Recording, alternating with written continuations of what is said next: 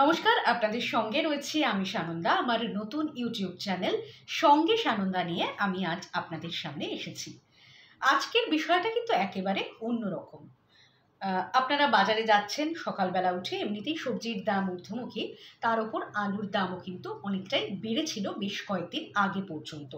তবে ইদানিং যে ছবি উঠে এসেছে যে মুখ্যমন্ত্রীর নির্দেশে টাস্ক ফোর্সে অভিযান চলছে বিভিন্ন বাজারে এবং তারপর কিন্তু খানিকটা আলুর দাম নিয়ন্ত্রণে এসেছে। তবে পুরোপুরি কিন্তু এখনো নিয়ন্ত্রণে আসেনি, যার জন্য কিন্তু আলু কিনতে গেলে এখনো খানিকটা হলেও হাতে ছ্যাঁকা খেতে হচ্ছে।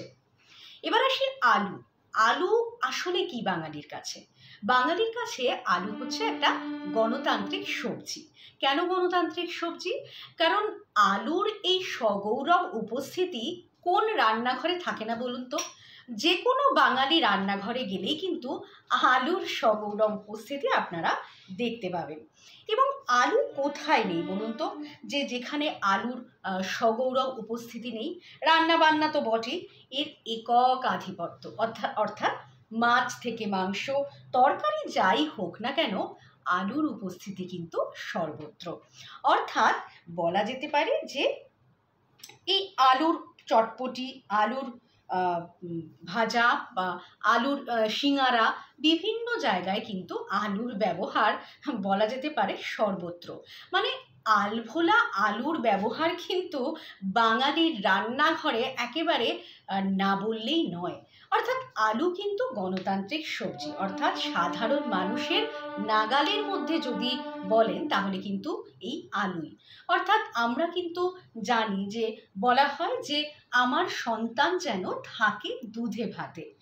এই দুধ ভাতের সঙ্গে কিন্তু এই বাবা মারা যখন স্বপ্ন দেখে যে তার সন্তানরা দুধে ভাতে থাকুক, তেমনভাবেই কিন্তু এই দুধে ভাতের সঙ্গে আলু ভাতের একটা যেন কোথাও একটা সম্পর্ক রয়ে যাচ্ছে। অর্থাৎ সকালবেলা এই আলু ভাতে ভাত খাওয়ার যে একটা লোভনীয় আকর্ষণ, সেটা কিন্তু প্রত্যেক বাঙালির কাছেই এখনো পর্যন্ত আছে। আর আলু থাকবে নাই বা কেন? আলু এমন একটা বিষয় যে কার সঙ্গে নেই, সবার সঙ্গে আলু মিলে মিশে থাকে। কার সঙ্গে নেই, কোথায় নেই, আলু সর্বত্র রয়েছে, সর্বত্র বিরাজমান এই আলু। তাই আলু না হলে হয়তো স্বাদের কিছুটা খামতি থেকে যায়। অর্থাৎ আপনাদের যেটা বলছিলাম আর কি আমি, যে ইদানিং যে হারে আলুর দাম বেড়েছে, তাতে কিন্তু বাঙালি সেই সকালবেলা উঠে মানে মাছে ভাতে বাঙালির, আলু ভাতে বাঙালির শব্দটাও কিন্তু অনেকভাবেই মিলেমিশে যায়। অর্থাৎ সকালবেলা উঠে আলু ভাতে ভাত খেয়ে অফিস যাওয়ার মজাটা নিতে কিন্তু এখনও অনেকটাই সময় লাগবে বলা যেতে পারে। তবুও আমরা যেটা আপনাদেরকে বলছিলাম যে ইদানিং টাস্ক ফোর্সের অভিযান চলছে বিভিন্ন বাজারে বাজারে, মুখ্যমন্ত্রী নির্দেশ দিয়েছেন। আশা করা যায় আর কিছুদিনের মধ্যেই হয়তো এই দাম নাগালের মধ্যে চলে আসবে সাধারণ মধ্যবিত্তের। এবং আমি যেটা বলছিলাম যে ধরুন একটা সবজি হলো, সেখানে আলু না দিলে কি আপনি খেতে পারবেন? ধরুন বিরিয়ানি, বিরিয়ানি বলতেই যেটা মনে পড়ে যে বিরিয়ানির আলুটা কিন্তু ভীষণভাবে লোভনীয়।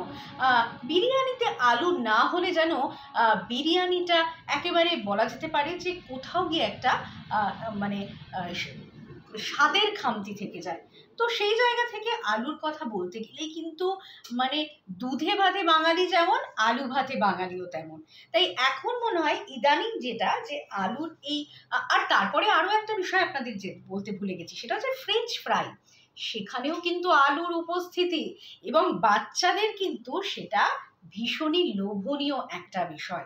তাই সব কিছুতেই দেখুন আলু কিন্তু একেবারে মানে সব জায়গায় রয়েছে, আমাদের মননে স্বপনে সব জায়গাতেই কিন্তু আলু রয়েছে বলাই যায়। তাই আমরাও মানে প্রত্যেকেই আমরা মানে আলু নিয়ে কিন্তু একেবারে ভীষণ আমাদের মধ্যে সবারই তৎপরতা রয়েছে যে আলুর দাম কবে কমবে।